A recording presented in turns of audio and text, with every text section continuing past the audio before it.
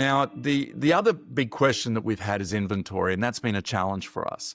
Now, this blue dotted line here represents 6 months worth of inventory, and has been what we traditionally considered to be a balanced market at 6 months worth of inventory. Pretty much all the way back to 2012, we have been below that.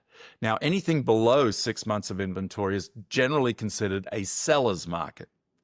And then anything above 6 months would be considered a buyer's market.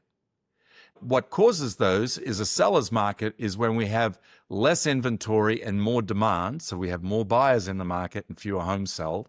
And by the way, which is what we've experienced for the last 5 years, where people have had multiple offer situations, the prices of homes are being bid up. That's what's helping to drive prices. Versus what happened back in the 2008 and onward. What we saw there was we had a massive amount of inventory and nobody buying. And that's what actually drove prices down. So again, you can see here, we have been in what has been a historically seller's market.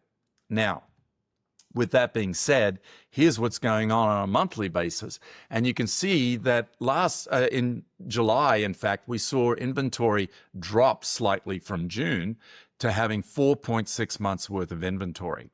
I gave you that general terminology there of a buyer's market and a seller's market. However, could we both agree that you could have both a buyer's market in one price range and a seller's market in another price range occurring at the same time in the same marketplace?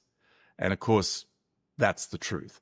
So we all have that, and we'll see that showing up in different markets and different price points.